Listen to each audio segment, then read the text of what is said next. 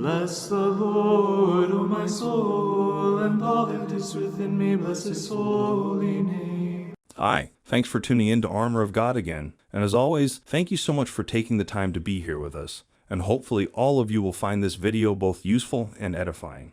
Anyway, before we start, there's something that I'd like to share here that I came across while editing this video. I'm sure some of you have heard of this heavy metal band called Black Sabbath. And there was an interview that Geezer Butler, but listen to this one, why he didn't really like going to church before. And I'm just curious if this kind of thing has happened to one of you. I became a lapsed Catholic when I was about 18, I suppose. I just thought the idea of going to mass every Sunday and like not really taking part in anything. You only go there to see what girls were there, and that's what most of the men were doing because the girls were in their Sunday best. So you go to mass every Sunday to look at the women. And the thing that put me off was when this nun used to be there, and she used to call me Miss all the time because of my long hair.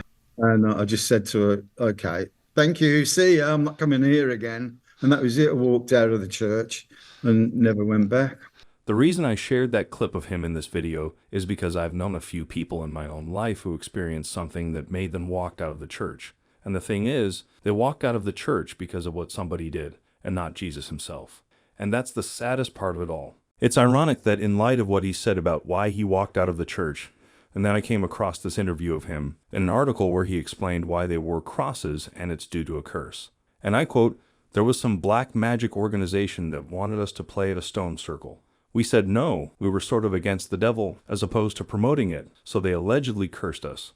The head of the White Witches called our management and said he knew we had a curse put on us and we should wear crosses and he'd do a ritual thing.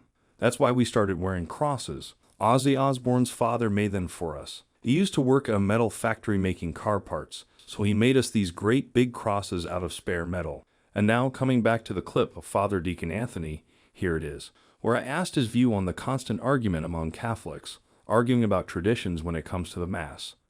In our society, everything seems so disposable. I mean, everything is disposable, it seems. And our culture almost feels disposable. You know, you have a band who's the big hit one month, next month they're gone. We have, these memes that become huge fads, and then a month later they're gone. Nothing seems permanent. Everything seems to be in chaos. And when that happens, people long for a connection to something greater than themselves. And part of that is a longing for connection to tradition. They want to be connected to something that's spanned, hundreds or thousands of years, that has meaning behind it. So I think people long for tradition, in part because our society has become so ungrounded, and they want to be anchored to something. So for us as Eastern Catholics, we are very traditional. I mean, we do everything, in a way that's very, very traditional, but in a way where the tradition is also alive. I mean, if you just carry out tradition for the sake of tradition with no meaning behind it, that can be fruitless or even harmful.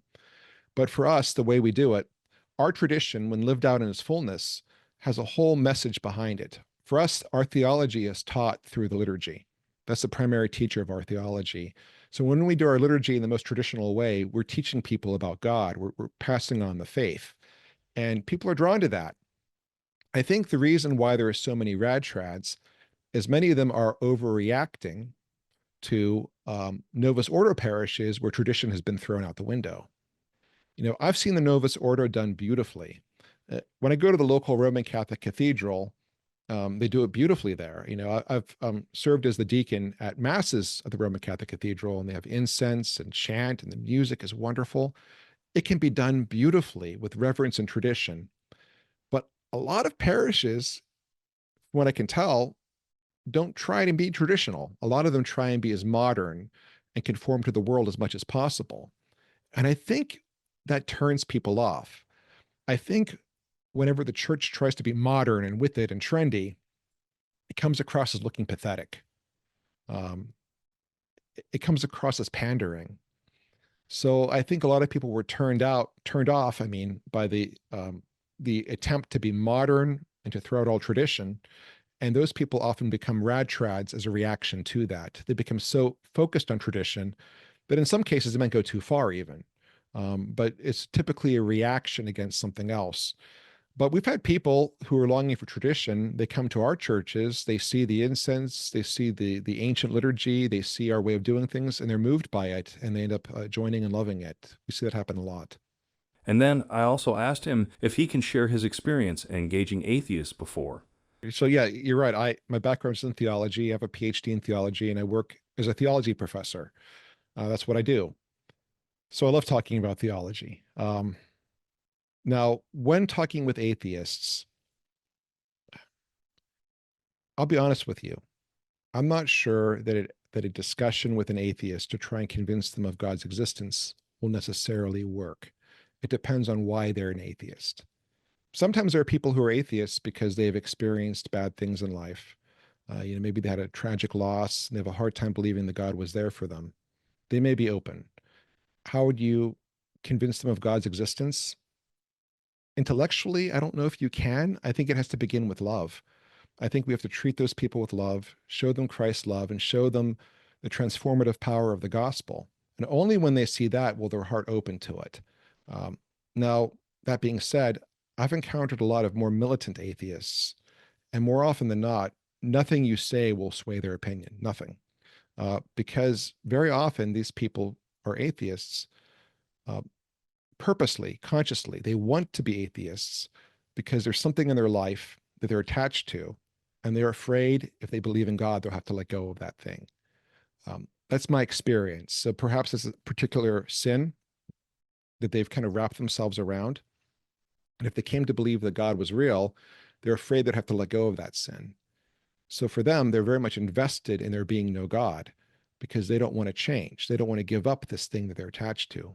Because if they become convinced that God is real, that makes a demand on your life. That changes your life, and they don't want to change. So I think the majority of militant atheists I've encountered are all people who are very desiring of God not existing because they don't want to have to change how they live. And those people, no intellectual argument will ever sway them. For the last clip of my interview with him that I'd like to share in this video will be this one. I asked him about the tradition of married priests in the Eastern Catholic tradition. Sure. So, a number of years ago, I saw an article somewhere. It was in a conservative Catholic publication. And I was reading it, I was enjoying the article, and they were talking about how the church has certain evils we must fight against, and it talked about the evils of abortion, and transsexualism and married priests. And they had like married priests in there between various sexual things and with abortion all lumped together. And that just blew my mind because in my church, most of our priests are married. My pastor is a married man. He's very holy. And as a matter of fact, we had a lot of married priests in Ukraine who were martyred by the Soviets or who kept the faith alive in the underground church. I mean, these guys were heroes. They were confessors for the faith and they were married priests. So lumping them in with abortion and various other things is not good. What people don't realize is that for us as Eastern Catholics, having married priests is traditional. For us, that's being traditional. That is our tradition. We've been doing that for 2,000 years. But we do value celibacy. Our bishops are always celibate. And like I said, we give a tremendous value to monasticism. For us, that's one of the highest callings, and we really honor our monks. We love our monks because we need them. The monasteries for us are like spiritual batteries that charge up the whole church around it. We need more monasteries. So we do greatly value celibacy. But what happened was, in the Western church, the value of celibacy, the love of celibacy, just took on a different form than it did in the East. In the East, we love celibacy. We value celibacy. We see it as following the example of Christ. So our bishops are celibate. Our monks are celibate. In the West, it was also extended to priests. Priests are celibate as well. Again, there can be real beauty in that. But just because celibacy is practiced differently in the West and the East doesn't necessarily mean the one is superior to the other. There are different ways of doing things. And like I said, in the East, we've always believed the celibacy is best paired with community. So for us, most of our celibate clergy are monks, and they live with other monks. We have some celibate priests who live alone in rectories. but that's not typically the norm, because our concern is a celibate man living alone in a rectory could be bombarded with temptations.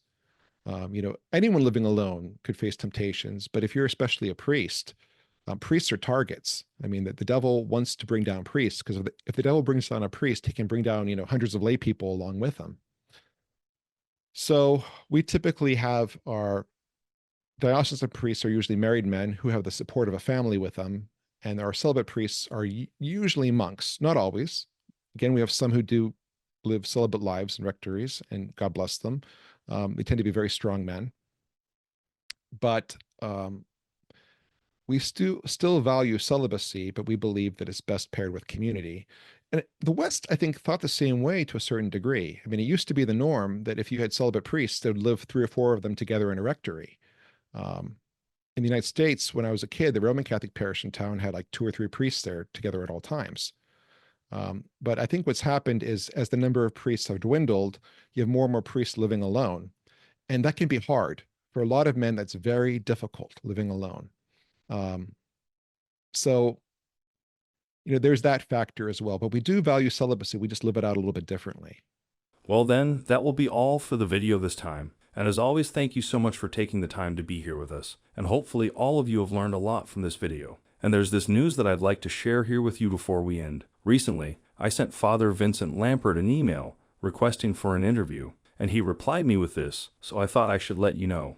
Anyway, if you like what we do and you'd like to support us, I left a link to our PayPal donation in the description box below, and from the bottom of my heart, thank you so much for your continuous support, contributions, and prayers. And until the next one, thanks again for watching, and may God bless you.